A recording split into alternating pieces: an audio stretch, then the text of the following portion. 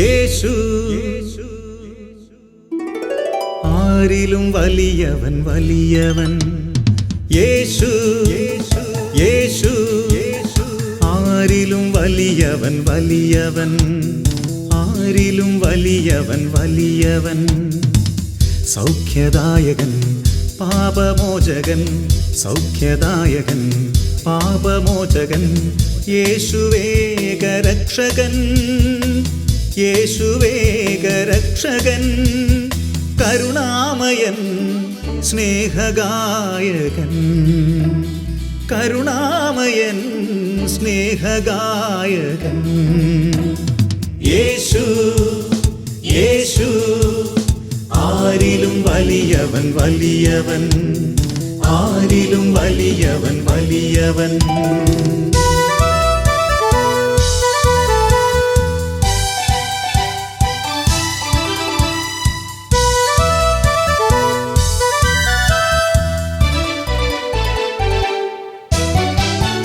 അത്ഭുതങ്ങളുടെ രാജാവ്, വിടുതലിൻ്റെ ആത്മാവ്.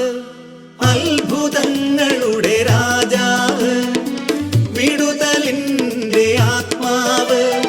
ദുഃഖവും ഭയവും നിരാശയും എല്ലാം വിട്ടുപോകും. ദുഃഖവും ഭയവും നിരാശയും എല്ലാം വിട്ടുപോകും.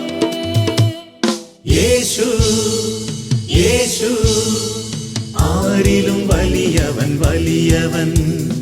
യേശു യേശു ആരിലും വലിയവൻ വലിയവൻ.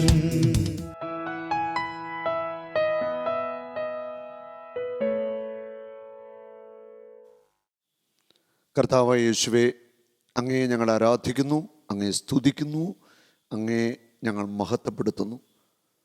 ഞങ്ങളുടെ ജീവിതത്തിൽ അങ്ങ് നൽകിയ സന്തോഷങ്ങൾക്ക്, നന്മകൾക്ക്, അനുഗ്രഹങ്ങൾക്ക് എല്ലാം ഞങ്ങൾ നന്ദി പറയുക. ഞങ്ങളുടെ ചെറിയ ജീവിതത്തിന് മേൽ അങ്ങ് ചൊരിഞ്ഞ വൻ കൃപകൾക്ക് ഞങ്ങൾ നന്ദി പറയുന്നു. ഓരോ നിമിഷവും അങ്ങ് ഞങ്ങളെ കൈപിടിച്ചു നടത്തുന്ന അനന്തമായ സ്നേഹത്തിന് ഞങ്ങൾ നന്ദി പറയുന്നു. യേശുവേ, അങ്ങയുടെ ഹൃദയത്തിൽ ഞങ്ങൾ കിടമുണ്ട്. ഞങ്ങൾ പാപികളാണെങ്കിലും അങ്ങയുടെ ഹൃദയത്തിൽ ഞങ്ങൾ കിടമുണ്ടതിനെ ഓർത്ത് ഞങ്ങൾ സ്തുതിക്കുന്നു.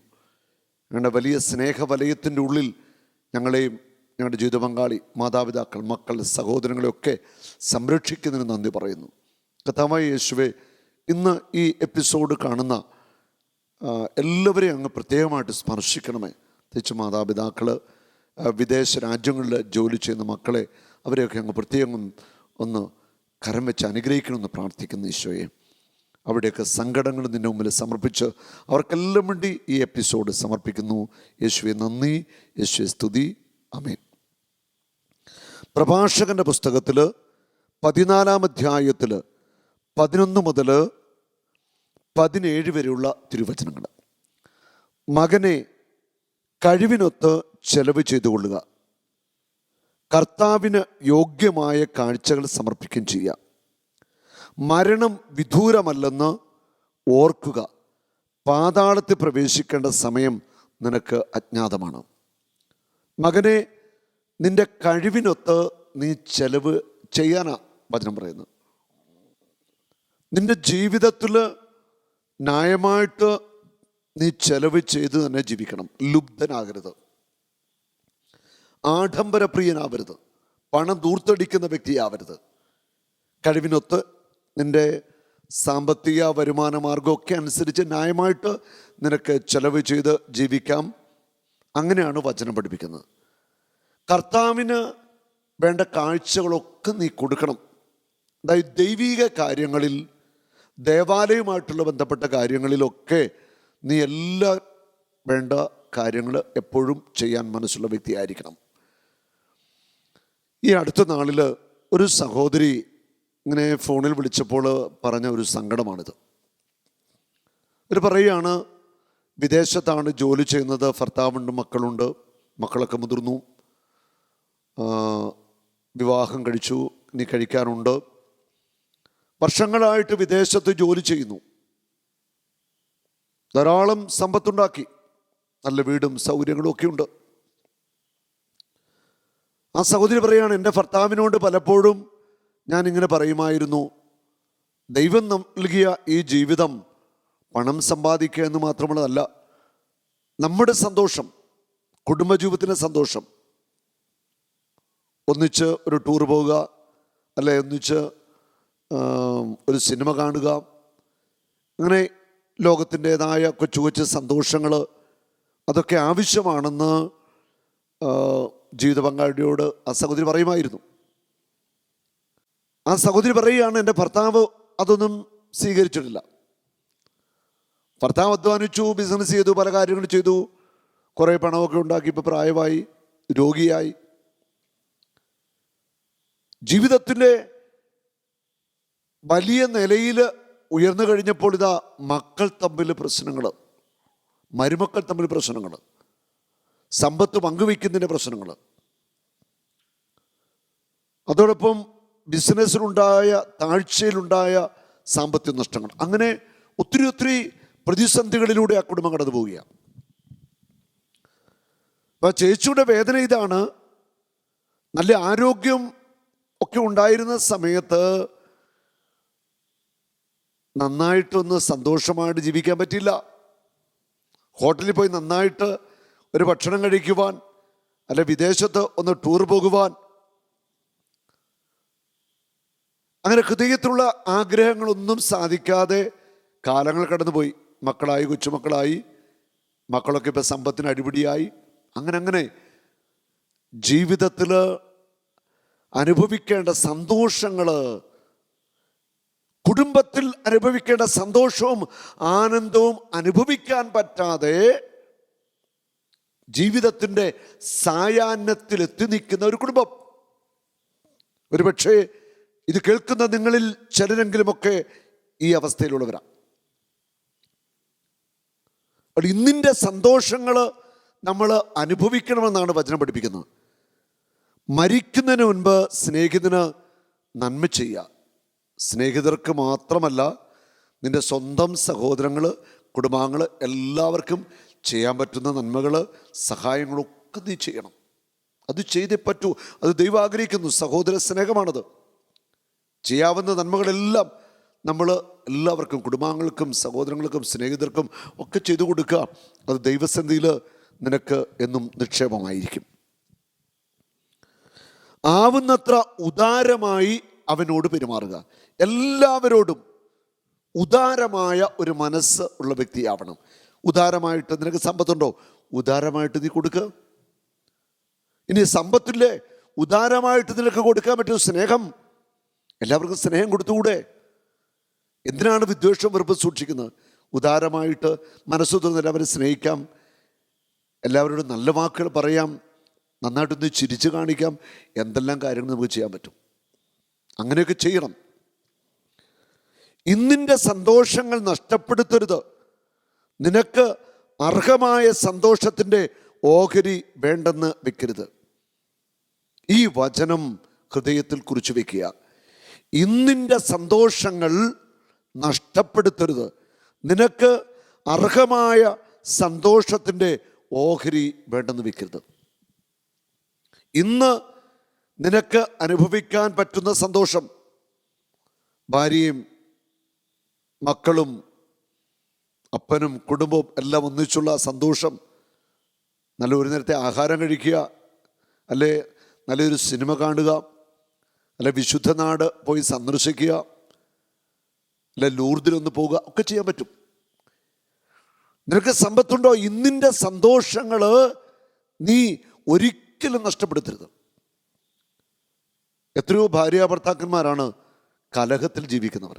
പരസ്പരം സ്നേഹമില്ല, പരസ്പര വിശ്വാസമില്ല. അങ്ങനെ കലഹം നിറഞ്ഞ കുടുംബങ്ങൾ ഇന്ന് ധാരാളമായിട്ടുണ്ട്. ഇന്ന് ഒരു സഹോദരി എന്നോട് പറഞ്ഞൊരു അനുഭവമാണ്. ഭാര്യയും ഭർത്താവും 2 കുഞ്ഞുങ്ങളും. ഒരു ചെറുപ്പക്കാരന് 30 വയസ്സ് താഴെ പ്രായമേ ഉള്ളൂ. ഇച്ചിരി മദ്യപിക്കുന്ന സ്വഭാവമുണ്ട്. ജോലി ചെയ്തിട്ട് ഇച്ചിരി മദ്യപിച്ചിട്ട് വന്ന് ഭാര്യ എടുത്ത് പറഞ്ഞു, ഭാര്യക്കിട്ട് അടിച്ചു. ഇപ്പോൾ ഭാര്യ 2 കുഞ്ഞുങ്ങളുമായിട്ട് ഭാര്യ വീട്ടില. ഭാര്യയുടെ മാതാപിതാക്കൾ പറയുന്നു, ഇവളെയും കുഞ്ഞുങ്ങളെ വിടത്തില്ല. ഭാര്യ പറയുന്നു, ഇനി തൻ്റെ കൂടെ ഞാൻ ജീവിക്കുന്നില്ല. ഈ ചെറുപ്പക്കാരൻ കണ്ണുനീരുമായിട്ട് നടക്കുക. ഇനി കുടിക്കത്തില്ല, ഒരിക്കലും ഭാര്യയെ വേദനിപ്പിക്കത്തില്ല, 100 വട്ടം ക്ഷമ ചോദിക്കാം. പക്ഷേ അവൾ പിടിവാശില്ല. അവള് ഒന്ന് താഴുവാൻ മനസ്സ് കാണിക്കുന്നില്ല. നോക്കുക, കുടുംബജീവിതത്തിൽ വന്ന ഒരു വലിയ ഒരു വിള്ളൽ. ആ സഹോദരി ഒരു നിമിഷം ഓട്ടെ, സാരമില്ല, ക്ഷമിച്ചേക്കാം, കുഞ്ഞുങ്ങളെയുമായിട്ട് തിരിച്ചു വന്ന് സന്തോഷമായിട്ട് ജീവിക്കാൻ പറ്റും.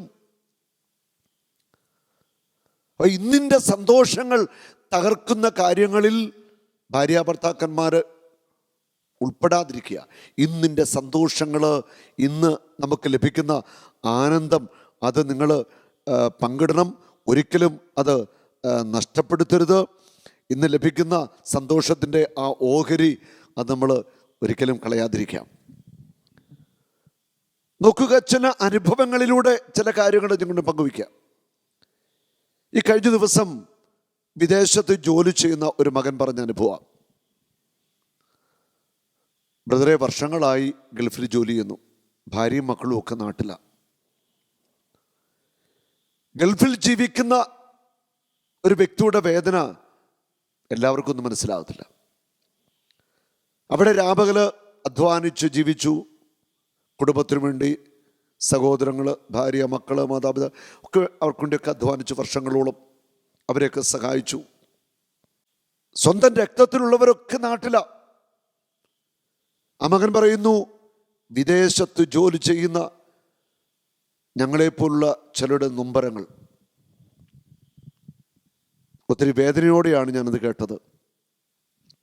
ഭാര്യയുടെ അവിശ്വസ്തതയുടെ കഥകൾ. ഓമനിച്ച് സ്നേഹിച്ചു വളർത്തിയ മകൾ അന്യജാതിക്കാരൻ്റെ കൂടെ, അന്യപുരുഷൻ്റെ കൂടെ പോയ വാർത്ത കേട്ട് ചങ്കുപൊട്ടിക്കരയുന്ന ഒരപ്പൻ. ആകെ ഉണ്ടായിരുന്ന ഒരേ ഒരു മകൻ കോളേജിൽ പഠിക്കാനായിട്ട് വിട്ടതാ. അവൻ കഞ്ചാവിനും ലഹരിക്കും അടിമത്തത്തിലായി നശിക്കുന്നു.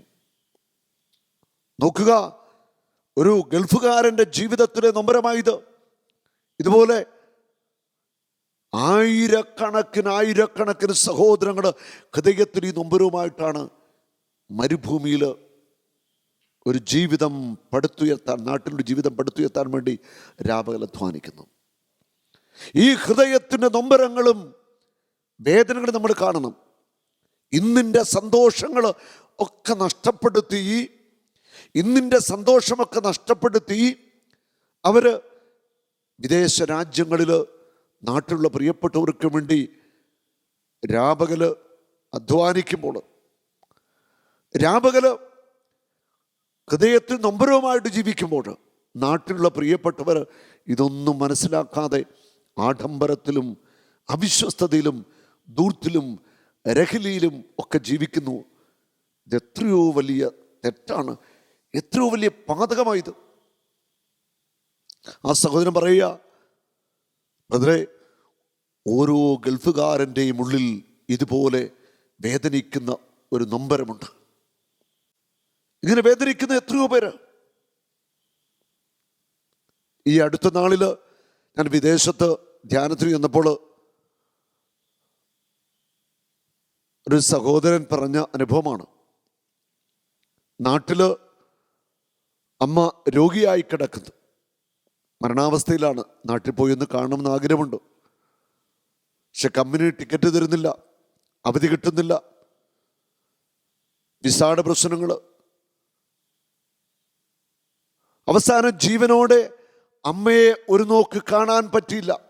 അമ്മ മരിച്ചു. അമ്മയുടെ മൃതശരീരമാണ് നാട്ടിൽ ചെന്ന് കാണാൻ പറ്റുന്നത്. ഇതൊക്കെ നീറുന്ന ഹൃദയത്തിൻ്റെ നൊമ്പരങ്ങളാണ്. ദൈവം നമുക്ക് നൽകുന്ന സന്തോഷങ്ങൾ അത് നമ്മൾ നഷ്ടപ്പെടുത്തരുത്. മാതാപിതാക്കളും മക്കളും സ്നേഹത്തിലും സന്തോഷത്തിലും ജീവിക്കണം. സഹോദരി സഹോദരങ്ങൾ മനസ്സിൽ വെറുപ്പും പകയുമുണ്ടെങ്കിൽ അതെല്ലാം ക്ഷമിക്കണം, സ്നേഹത്തിലാവണം. ഭാര്യാഭർത്താക്കന്മാർ മനസ്സിൽ എന്തെങ്കിലും നൊമ്പരങ്ങളുണ്ടെങ്കിൽ പരസ്പരം വിട്ടുവീഴ്ച ചെയ്ത് ക്ഷമിച്ച് സ്നേഹത്തിലേക്ക് വരണം. മക്കൾക്ക് നല്ല മാതൃക കൊടുക്കണം. അവരെ ദൈവഭക്തിയിൽ വളർത്തണം. ദൈവത്തിൻ്റെ കരങ്ങളിൽ അവരെ ഏൽപ്പിച്ചു കൊടുക്കണം. അവർക്ക് വിദ്യാഭ്യാസം കൊടുക്കുക, സമ്പത്തുണ്ടാക്കി കൊടുക്കുക, ലോകത്തിന് കുറേ കാര്യങ്ങൾ കൊടുക്കുക. ഇതല്ല മാതാപിതാക്കന്മാരുടെ കടമയുടെ പ്രധാന ഭാഗങ്ങൾ. അവരെ വിശുദ്ധിയിലും വിശ്വാസത്തിലും ദൈവഭക്തിയിലും ധാർമ്മികതയിലുമൊക്കെ വളർത്തിക്കൊണ്ടുവരിക എന്നുള്ളതാണ്. മാതാപിതാക്കളും മക്കളും ഒന്നിച്ചുള്ള ആ സന്തോഷത്തിൻ്റെ ആ ഒരു ജീവിതം അതൊരിക്കലും നിങ്ങൾ നഷ്ടപ്പെടുത്തരുത്. ദൈവവചനം നമ്മളെ ഓർപ്പിക്കുന്നു, ഇന്നിൻ്റെ സന്തോഷങ്ങൾ നീ നഷ്ടപ്പെടുത്തരുത്. നിനക്ക് അർഹമായ സന്തോഷത്തിൻ്റെ ഓഹരി വേണ്ടെന്ന് വെക്കരുത്. നിന്റെ പ്രയത്നത്തിൻ്റെ ഫലം മറ്റുള്ളവർക്ക് വിട്ടിട്ട് പോവുകയും നീ അധ്വാനിച്ച് സമ്പാദിച്ചവ അവർ പങ്കിട്ടെടുക്കുകയും ചെയ്യില്ലേ. കൊണ്ടും കൊടുത്തും ജീവിതം ആസ്വദിക്കുക. നീ വർഷങ്ങളോളം അധ്വാനിച്ചു, ലുബ്ധിച്ചും പല വിധത്തിൽ അധ്വാനിച്ച് സമ്പാദിച്ചു. എന്നിട്ടോ ഈ സമ്പത്തൊന്നും നിനക്ക് അനുഭവിക്കാൻ പറ്റില്ല. നീ ഈ ലോകത്തിൽ നിന്ന് കടന്നു പോകും. ഈ സമ്പത്ത് കൊണ്ട് നിന്റെ ഭാര്യയോടും കുഞ്ഞുങ്ങളോടും ഒപ്പം നിനക്ക് സന്തോഷിക്കാൻ പറ്റുമോ? എനിക്കറിയാവുന്നൊരു കുടുംബം, ആ കുടുംബത്തോട് ഒരിക്കൽ ഞാനിങ്ങനെ പറഞ്ഞു, സമ്പത്തുള്ളവരാണ്, വിശുദ്ധ നാട്ടിൽ ഒന്ന് പോയി യേശുവിൻ്റെ രക്തം വീണ ആ മണ്ണിലൂടെ നടക്കാൻ പറ്റിയ ഒരു ഭാഗ്യമാണ്, നിങ്ങൾ പോകണം എന്നൊക്കെ ഞാനിങ്ങനെ പങ്കുവച്ചു. അവർക്ക് അവസരമുണ്ട്, പക്ഷെ അവർ പോയിട്ടില്ല ഇതുവരെ. ഞാൻ 3-4 തവണ അവരോട് ഇങ്ങനെ പറഞ്ഞിട്ടുണ്ട്, പക്ഷെ അവർ പോയിട്ടില്ല. പണമുണ്ട്, പക്ഷെ അവർക്കെന്തോ ദൈവഭക്തി ഉണ്ടോ എന്ന് ചോദിച്ചാൽ ദൈവഭക്തരാണ്, എന്നും പള്ളിയിൽ പോവുകയും പ്രാർത്ഥിക്കുകയൊക്കെ ചെയ്യുന്നവരാണ്, പണവുമുണ്ട്. കർത്താവിൻ്റെ രക്തം വീണ മണ്ണിൽ ഒന്ന് പോകുവാനോ അവിടെ പോയി ഒന്ന് പ്രാർത്ഥിക്കാനോ അവർക്ക് പറ്റുന്നില്ല. അതിന് മനസ്സ് വേണം, അതിന് ആഗ്രഹം വേണം. ജീവിത പങ്കാളിയും കൂട്ടി അല്ലെ മക്കളെയൊക്കെ കൂട്ടി വിശുദ്ധ നാട്ടിലൊക്കെ ഒന്ന് പോവുക. പണം കൂട്ടി വെച്ചിട്ട് അർത്ഥമല്ലോ ഉണ്ടോ? ഇന്നിൻ്റെ സന്തോഷങ്ങൾ നീ നഷ്ടപ്പെടുത്തരുത്. പരിശുദ്ധ അമ്മ പ്രത്യക്ഷപ്പെട്ട ഫാത്തിമയിലും ലൂർദിലും മെദ്ഗോറിയിലും അവിടെയൊക്കെ ഒന്ന് പോകണം. അധ്വാനിച്ച് പണം ഡിപ്പോസിറ്റ് ചെയ്ത് ആർക്ക് വേണ്ടിയാണ് കാത്തിരിക്കുന്നത്? ഇതെല്ലാം നീ വിട്ടിട്ട് നീ പോകും. അതുകൊണ്ട് ജീവിക്കുന്ന കാലത്ത് ഇന്നിൻ്റെ സന്തോഷങ്ങൾ, ഈ നല്ല നല്ല സന്തോഷങ്ങൾ അനുഭവിക്കുക. കൊണ്ടും കൊടുത്തും ജീവിതം ആസ്വദിക്കുക. ജീവിതം പങ്കുവെക്കാനുള്ള, സ്നേഹം പങ്കുവെക്കാനുള്ള, സമ്പത്ത് പങ്കുവെക്കാനുള്ള, അവൾ കൊണ്ടും കൊടുത്തും ജീവിതം ആസ്വദിക്കുക. കൊണ്ടും കൊടുത്തും ജീവിതം നീ പങ്കുവെക്കുക. നിന്റെ സമ്പത്ത് നീ പങ്കുവെക്കണം. അപ്പോഴാണ് നീ അനുഗ്രഹിക്കപ്പെടുന്നത്. മറ്റുള്ളവർക്ക് വേണ്ടി നിന്റെ സമ്പത്ത്, നിന്റെ സമയം, ജീവിതമൊക്കെ കൊടുക്കണം. നമ്മുടെ ജീവിതം സന്തോഷം നിറഞ്ഞതാവട്ടെ. പല കുടുംബങ്ങളിലും കലഹവും വഴക്കും അസ്വസ്ഥതയും മാത്രമാണുള്ളത്. നമ്മുടെ കുടുംബത്തിൽ ഒരു വലിയ മാറ്റം ഉണ്ടാവണം. അതിന് സമയമായി. മാതാപിതാക്കളും മക്കളും സഹോദരങ്ങളും ഒക്കെ ഒരു ആനന്ദം നിറഞ്ഞൊരു കുടുംബജീവിതം, സന്തോഷം നിറഞ്ഞ കുടുംബജീവിതം. നമ്മൾ പ്രത്യേകം ഓർക്കുക, ഈ ജീവിതത്തിൽ നിന്ന് നമ്മളെല്ലാവരും കടന്നു പോകേണ്ടവരാണ്. സ്വാർത്ഥത വെടിയാം, സ്വാർത്ഥത വെടിയാം. ലുബ്ധ നമുക്ക് ഉപേക്ഷിക്കാം. ന്യായമായിട്ടൊക്കെ സമ്പത്ത് ചെലവാക്കി മാന്യമായിട്ട് നമുക്ക് ജീവിക്കാൻ പറ്റണം. ജീവനുള്ളതെല്ലാം വസ്ത്രം പോലെ ജ്വലിക്കും, നീ മരിക്കണം എന്നാണ് ആദിയിലെയുള്ള നിയമം. ജീവനുള്ളതെല്ലാം എല്ലാം മരിക്കും, എല്ലാം ജീർണിക്കും, എല്ലാം പോകും. തഴച്ചു വളരുന്ന വൃക്ഷത്തിൽ കൊഴിയുകയും വീണ്ടും തളിർക്കുകയും ചെയ്യുന്ന ഇലകൾ പോലെയാണ് മനുഷ്യൻ്റെ തലമുറകൾ. ഒരുവൻ മരിക്കുന്നു, മറ്റൊരുവൻ ജനിക്കുന്നു. ഉൽപ്പന്നങ്ങൾ ജീർണിച്ചില്ലാതാകും, അവയുണ്ടാക്കിയ മനുഷ്യരും. മരത്തില് ഇലകൾ കൊഴിഞ്ഞു പോകും, വീണ്ടും തളിർക്കും. ഇതുപോലെ തലമുറകൾ വന്നുകൊണ്ടേയിരിക്കും. തലമുറകൾ കടന്നു പോകും. ജീവിക്കുന്ന നാളുകളിൽ മനുഷ്യനായിട്ട് ദൈവം ഒരു തവണയായി ഭൂമിയിൽ നമുക്ക് ജീവിക്കാൻ അവസരം തരുന്നു. നമ്മുടെ ജീവിതത്തിൽ സന്തോഷം നഷ്ടപ്പെടുത്തുന്ന മറ്റൊരു മേഖലയാണ് മാതാപിതാക്കന്മാർ പ്രായമായാലും മക്കൾക്ക് സമ്പത്ത് പങ്കുവെച്ചു കൊടുക്കുന്നില്ല. അത് തെറ്റാ. മാതാപിതാക്കള് മക്കൾക്ക് പക്വതയായി പ്രായമായി വിവാഹമൊക്കെ കഴിച്ചു കഴിയുമ്പോൾ നമ്മൾ പങ്കുവെച്ചു കൊടുക്കാനുള്ളവർക്ക് പങ്കുവെച്ചു കൊടുക്കണം. അവരധ്വാനിച്ച് ജീവിക്കട്ടെ, അവർ മാന്യമായിട്ട് ജീവിക്കട്ടെ. അത് നമ്മുടെ ജീവിതത്തിൻ്റെ അന്ത്യം വരെ സമ്പത്തൊക്കെ നമ്മൾ പിടിച്ചു വെക്കുക, അതിൻ്റെ ആവശ്യമില്ല. അതൊരു തെറ്റായ കാഴ്ചപ്പാടാണ്. ഉള്ളത് മക്കൾക്ക് സന്തോഷമായിട്ട് പങ്കുവെച്ചു കൊടുത്ത് അവരും സന്തോഷമായിട്ട് ജീവിക്കട്ടെ. നമ്മുടെ കുടുംബത്തിൽ സന്തോഷം അലതല്ലി ഉയരട്ടെ. എപ്പോഴും യേശുവിൻ്റെ സാന്നിധ്യം നമ്മുടെ കുടുംബത്തിൽ നിറയട്ടെ. നമ്മുടെ കുടുംബം തിരുക്കുടുംബത്തിൻ്റെ മാതൃകയായിട്ട് മാറട്ടെ. ദൈവ സാന്നിധ്യം നിറഞ്ഞ കുടുംബം, സന്തോഷം നിറഞ്ഞ കുടുംബമായിട്ട് മാറട്ടെ. ഈ ജീവിതം നമുക്ക് നന്മ ചെയ്യാം, എല്ലാവരെ സ്നേഹിക്കാം, കൊണ്ടും കൊടുത്തും ജീവിതം ആസ്വദിക്കാം, പങ്കുവയ്ക്കാം. ക്രിസ്തു തന്നെ പങ്കുവെച്ചു, തൻ്റെ ജീവൻ പങ്കുവെച്ചു. നമുക്ക് പങ്കുവയ്ക്കുന്ന മനുഷ്യരായിട്ട് മാറാം. സ്നേഹം പങ്കുവയ്ക്കുന്നവരാകാം, സമ്പത്ത് പങ്കുവയ്ക്കുന്നവരാകാം, സന്തോഷം പങ്കുവയ്ക്കുന്നവരാകാം. നമ്മുടെ കുടുംബത്തിൽ സന്തോഷം പൊട്ടുവിടരട്ടെ. നമ്മുടെ കുടുംബത്തിൽ ആനന്ദം കൊണ്ട് നിറയട്ടെ. ഭാര്യയും ഭർത്താവും മക്കളൊക്കെ വലിയ സ്നേഹത്തിലും സന്തോഷത്തിലുമാകാൻ കർത്താവ് കൃപ തരട്ടെ എന്ന് പ്രാർത്ഥിക്കുന്നു. ഇന്നിൻ്റെ സന്തോഷങ്ങളെ നിങ്ങൾ നഷ്ടപ്പെടുത്തരുത്. ഈ കൊച്ചു ജീവിതം സന്തോഷത്തോടെ നമുക്ക് ജീവിച്ചു തീർക്കാം. ആരെയും ഉപദ്രവിക്കാതിരിക്കാം, ആർക്ക് ദോഷം ചെയ്യാതിരിക്കാം. ചെയ്യാൻ പറ്റുന്ന നന്മകളെല്ലാം ചെയ്യാം. യേശുവേ, ഇന്നിൻ്റെ സന്തോഷങ്ങൾ അനുഭവിക്കാനുള്ളൊരു ജ്ഞാനം, ഒരു വിവേകം അങ്ങയുടെ മക്കൾക്ക് നൽകണമേ. യേശുവിൻ്റെ നാമത്തിൽ പ്രാർത്ഥിക്കുന്നു. കുടുംബങ്ങൾ അനുഗ്രഹിക്കപ്പെടട്ടെ, കടബാധ്യതകൾ മാറിപ്പോവട്ടെ. കുടുംബ തകർച്ചയിൽ വേദനിക്കുന്ന അങ്ങയുടെ മക്കളെ അങ്ങ് ആശ്വസിപ്പിക്കണമേ. ഈശോയെ, വിദേശത്ത് ജോലി ചെയ്യുന്ന അനേകം മക്കൾ ഹൃദയത്തിലൊരു സങ്കടം അനുഭവിക്കുന്നവരാണ്. കുടുംബത്തെ ഓർത്ത് മക്കളെ ഓർത്തൊക്കെ വേദനിക്കുന്നവരാണ്. ഈശോയെ, അവർക്കൊക്കെ നീ ആശ്വാസം കൊടുക്കണമേ. നിൻ്റെ ഹൃദയത്തോട് അവരെ ചേർക്കണമേ. അവരുടെ ചങ്കിലെ നീറുന്ന വേദന അങ്ങ് ഏറ്റെടുക്കണമേ. അവരുടെ കണ്ണുകളിലൂടെ ഒഴുകി വീഴുന്ന ആ കണ്ണുനിരുതി കാണണമേ. യേശുവെ, കരുണ കാണിക്കണമേ. വഴിതെറ്റിപ്പോയ മക്കൾ നേർവഴിയിലേക്ക് വരാൻ വേണ്ടി പ്രാർത്ഥിക്കുന്നു. അങ്ങയുടെ ആത്മാവിനെ അയക്കണമേ.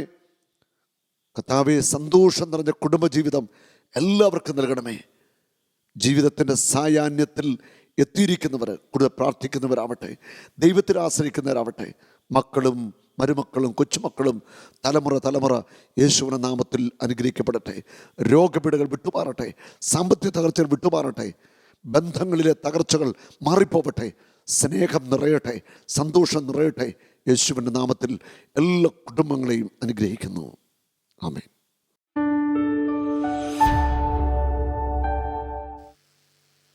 നമ്മൾ കേൾക്കാൻ പോകുന്നത് വലിയൊരു അനുഗ്രഹത്തിൻ്റെ സാക്ഷ്യമാണ്. കുഞ്ഞിൻ്റെ പേരെന്താ? സാവിയോ. ഈ കുഞ്ഞ് ജനിക്കുമ്പോൾ ഈ കുഞ്ഞിൻ്റെ ഈ നട്ടെല്ലിൽ നിങ്ങൾക്ക് കാണാം, ഇവിടെ ഓപ്പറേഷൻ ചെയ്തിട്ടുണ്ട്. നിങ്ങൾ കാണാം, ഇവിടെ 4 കശേരുക്കൾ ഇല്ലായിരുന്നു. അങ്ങോട്ട് തിരിച്ചു പിടിക്കാമോ? അങ്ങോട്ട് ഉണ്ടോ? ഈ കുഞ്ഞിന് ഇവിടെ എല്ലാം ഓപ്പറേഷൻ ചെയ്താണ്. 4 കശേരുക്കൾ നട്ടെല്ലിൽ 4 കശേരുക്കൾ ജന്മന ഇല്ല. Hallelujah, praise the Lord. ദൈവം ചെയ്ത അത്ഭുതം കേട്ടുകൊള്ളുക. ഏത് മാസം ധ്യാനിച്ചേ? 2017 ജൂൺ മാസം ഇവിടെ വന്ന് ധ്യാനം കൂടുന്നു. അപ്പം അന്നത്തെ കുഞ്ഞിൻ്റെ അവസ്ഥ ഒന്ന് പറയാമോ? ശരിക്കും ഈ കുഞ്ഞിനെ അബോർട്ട് ചെയ്ത് കളയാൻ പറഞ്ഞ കുഞ്ഞായിരുന്നു. ഞങ്ങൾ പിന്നെ അവന് കുറേ പ്രശ്നങ്ങളുണ്ടായിരുന്നു. പിന്നെ ഹൈഡ്രോസെഫാലസ്, തലയ്ക്കുള്ളിൽ വെള്ളം കെട്ടുന്നൊരു പ്രശ്നം ഉണ്ടായിരുന്നു. പിന്നെ അതുപോലെ തന്നെ കാല് വളഞ്ഞിരിക്കുന്നുണ്ടായിരുന്നു. പിന്നെ നമ്മുടെ പൊക്കിളിൻ്റെ നേരെ ഓപ്പോസിറ്റായിട്ട് സ്പൈനൽ കോഡിൻ്റെ ഒരു പാർട്ട് പുറത്തേക്ക് വന്നിട്ട് റൗണ്ടായിട്ട് അവിടെ നിന്ന് പിന്നെ നമ്മുടെ സ്പൈനൽ ഫ്ലൂയിഡ് പുറത്തേക്ക് ലീക്കും ചെയ്യുന്നുണ്ട്. ഇത്രയും പ്രശ്നങ്ങളുണ്ടായിരുന്നു. പിന്നെ പ്രാർത്ഥിച്ച് ഹൈഡ്രോസെഫാലസിൻ്റെ പ്രശ്നം മാറ്റി തന്നു.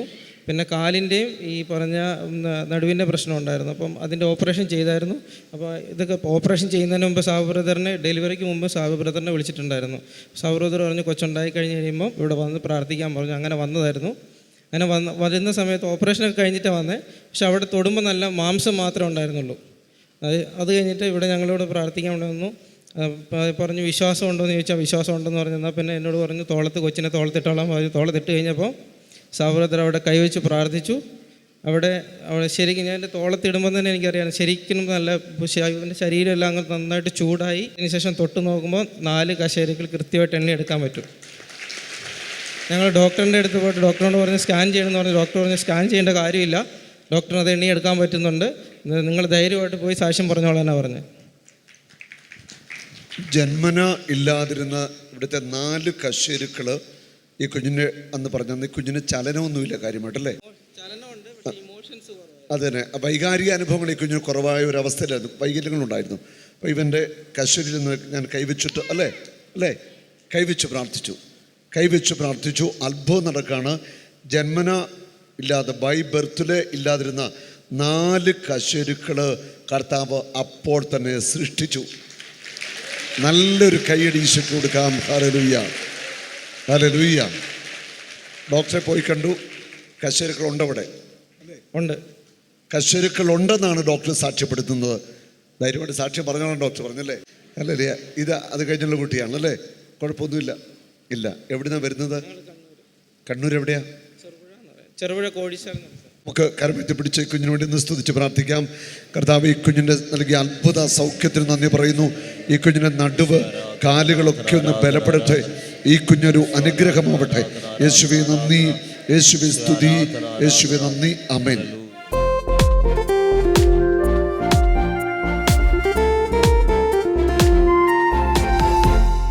യേശുവേ യേശുവേ നീ മാത്രം ഉന്നതൻ, യേശുവേ യേശുവേ നീ മാത്രം രക്ഷകൻ. സൗഖ്യമായി കൃപയായി നിറഞ്ഞിടണേ,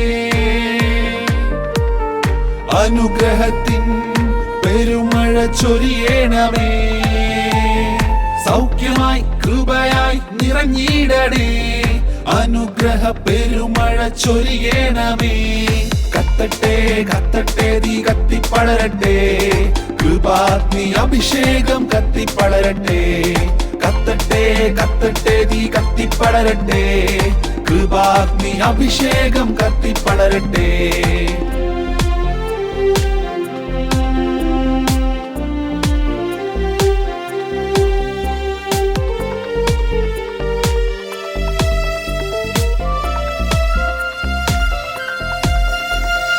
ദേശങ്ങളിൽ രാജ്യങ്ങളിൽ കൃപാഗ്നി അഭിഷേകം കത്തിപ്പടരട്ടെ. ദേശങ്ങളിൽ രാജ്യങ്ങളിൽ കൃപാഗ്നി അഭിഷേകം കത്തിപ്പടരട്ടെ. കത്തട്ടെ കത്തട്ടെ തീ കത്തിപ്പടരട്ടെ, സുവിശേഷം തീ പോലെ കത്തിപ്പടരട്ടെ.